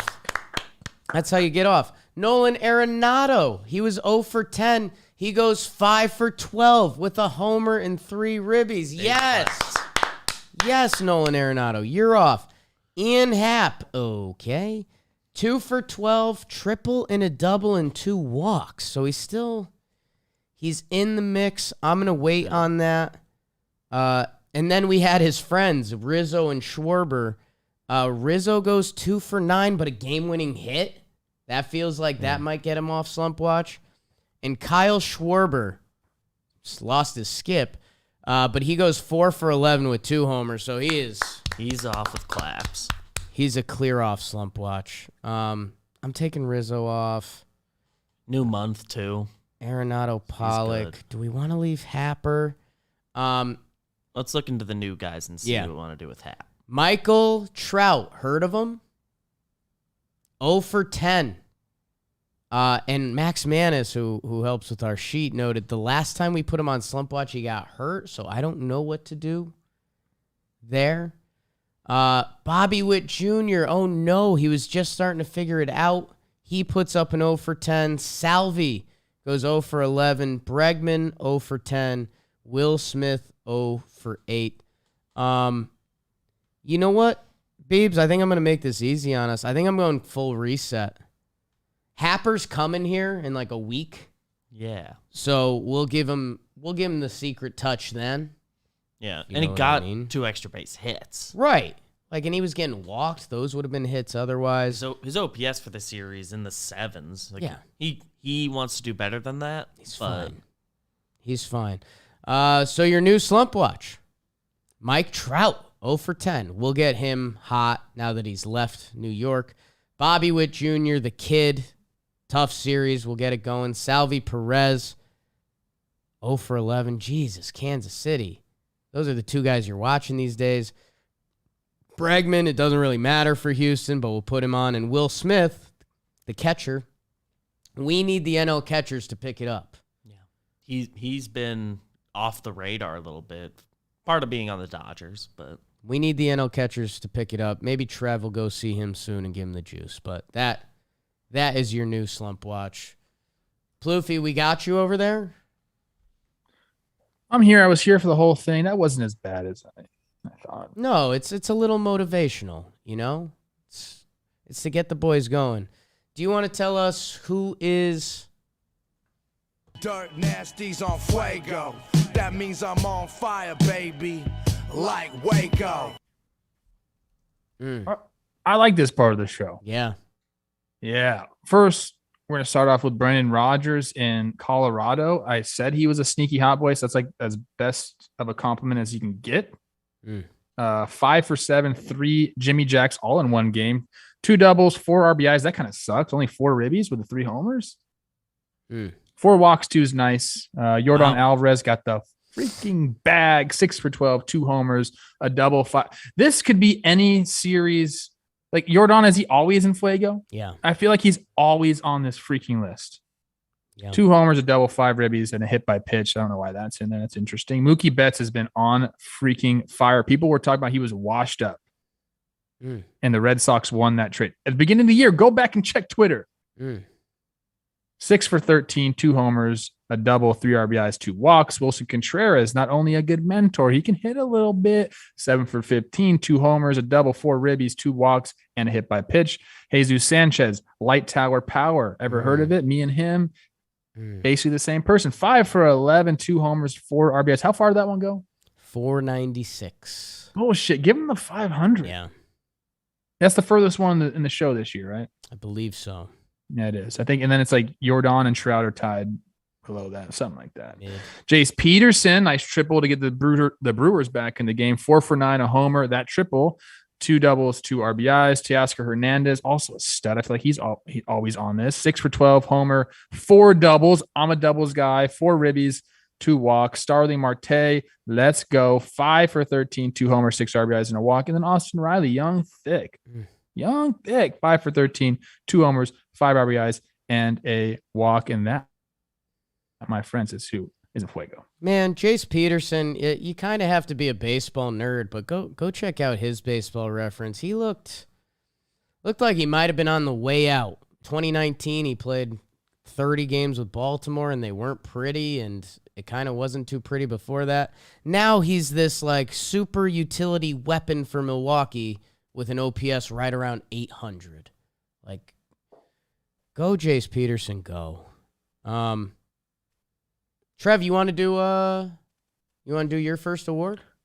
I'll do my award. It's going to be quick. Again, I've been out of the loop for a couple weeks here, but I'm going to give it to California Dreamin. That's what I'm going to call it. Okay. And we talked about this guy. I just had a dream about him, Trevor Story. Let me tell you guys a little story about Story. Okay.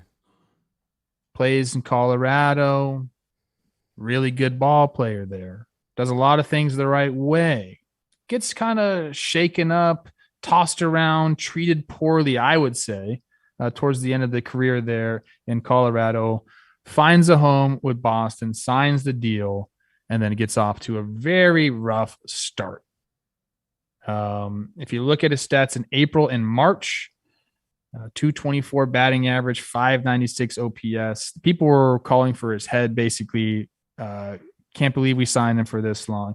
But if there was anyone that I think we would say, don't worry about this guy, he's going to be fine, it's a guy like Trevor Story. And people often forget about the human element to this game. You know, uprooting, finding a new place, especially a place like Boston, where it's like winning is demanded there. Like nothing short of that is accepted. And, you know, to go in and to be a new face where you don't have the credibility there. He had it all in Colorado. It doesn't transfer. People forget that. Your credibility from one organization does not transfer over to the next organization. Gets off to a bad start. Here's the boos, all the columnists writing things about him. But here we go in May. And what he did in May is more like what we expect.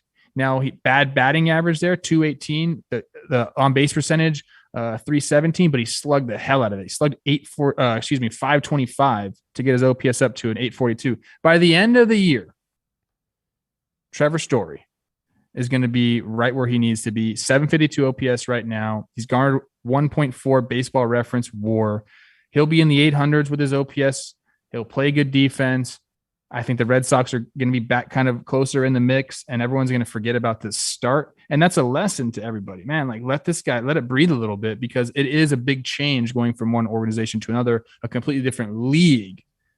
It takes a little bit of an adjustment period. Trevor Story, I love you.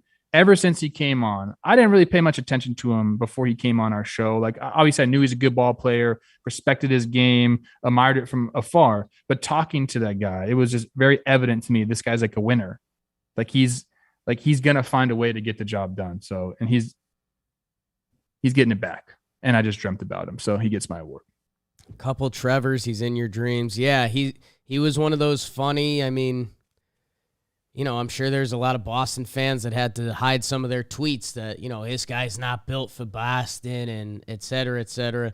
And kind of like you said to start the episode, Trev, we're starting to get to the point in the year where it's like, hey, if not now, when? And a couple weeks ago, Trevor Story picked his when. He's starting to go.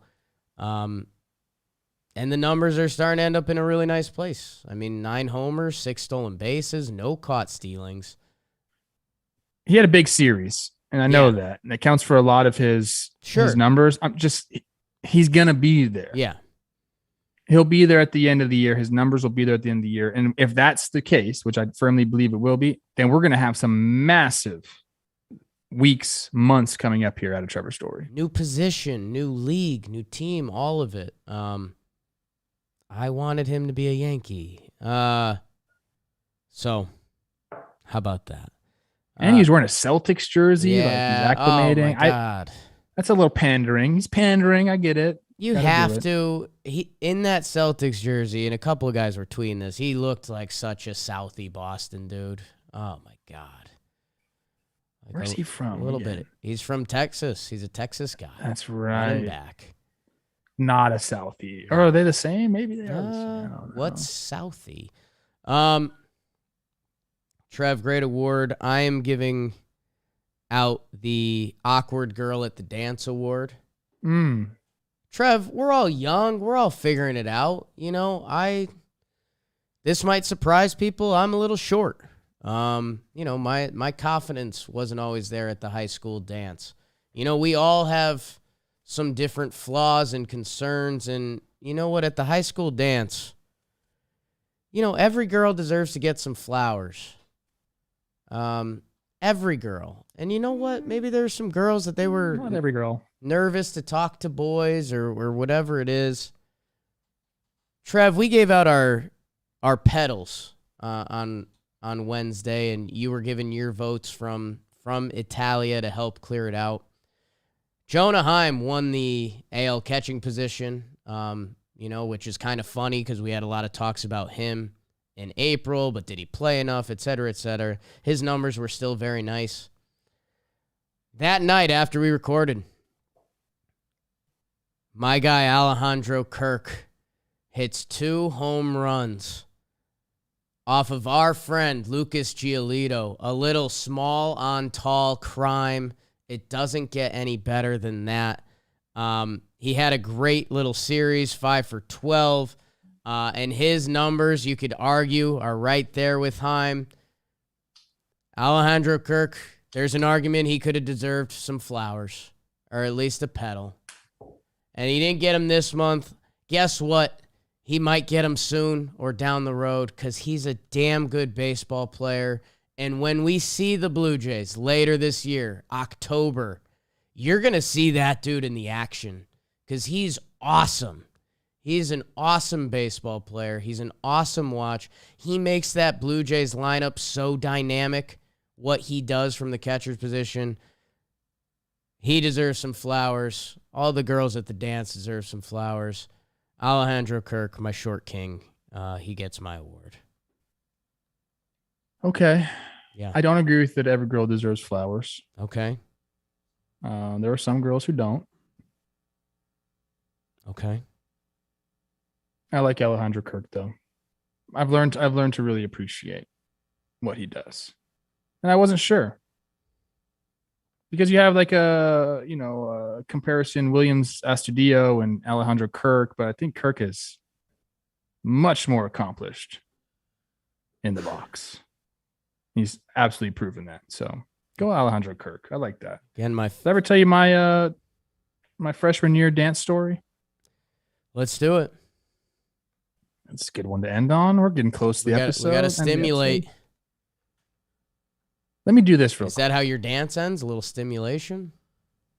I had a crush on this girl since like 5th grade. She was a year older than me. We get to freshman year of high school. She's a sophomore. I go to this dance. She's there.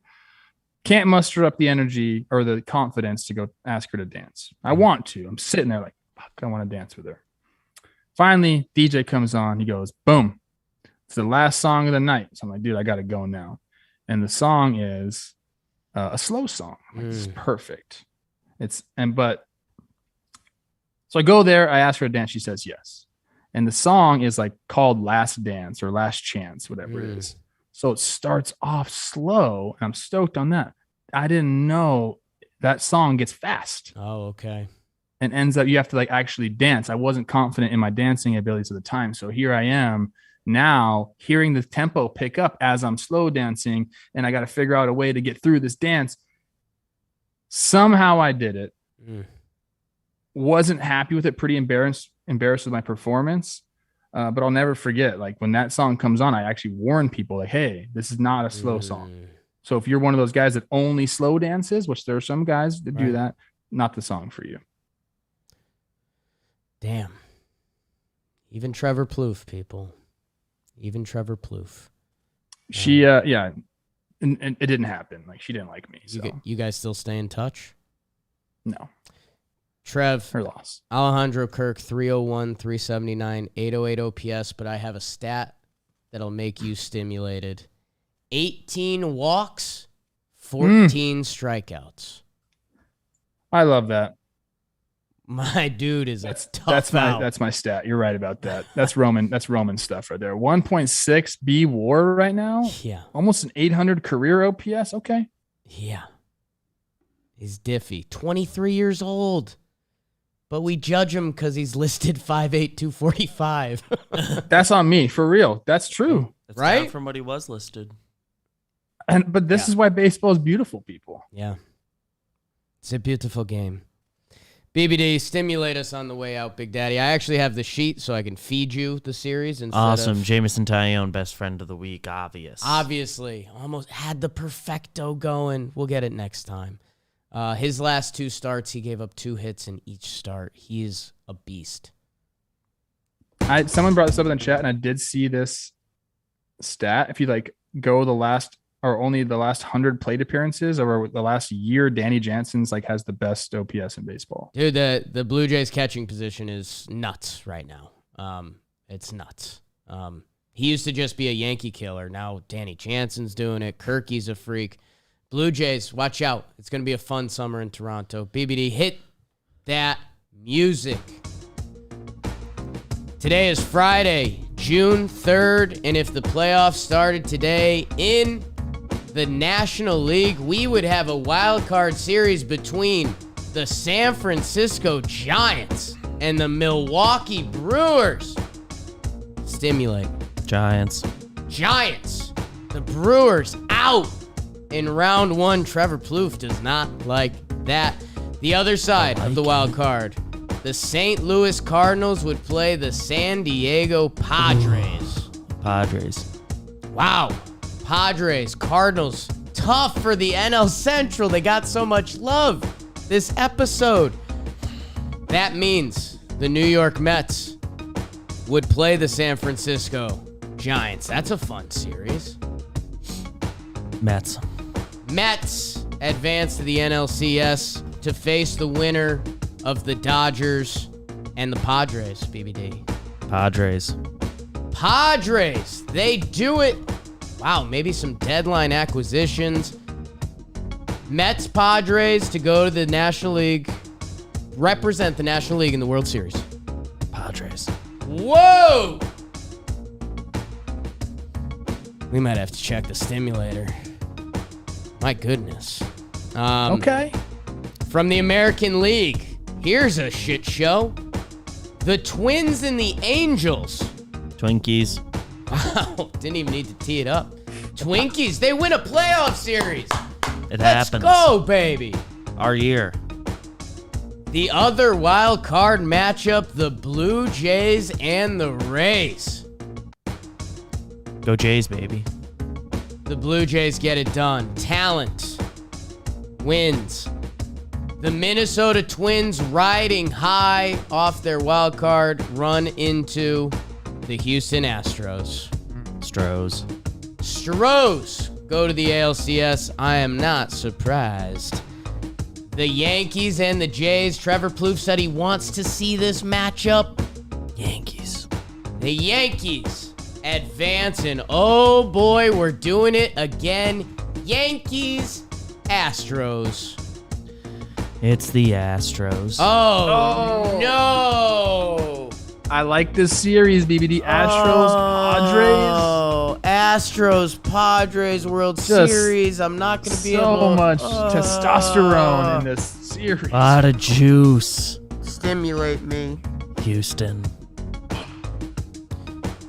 Year 2022 World Series champions are the Houston Astros. Man, I don't hate it. we had a great episode. Trevor Plouffe, it's great to have you back. The stimulator, I mean, it doesn't lie.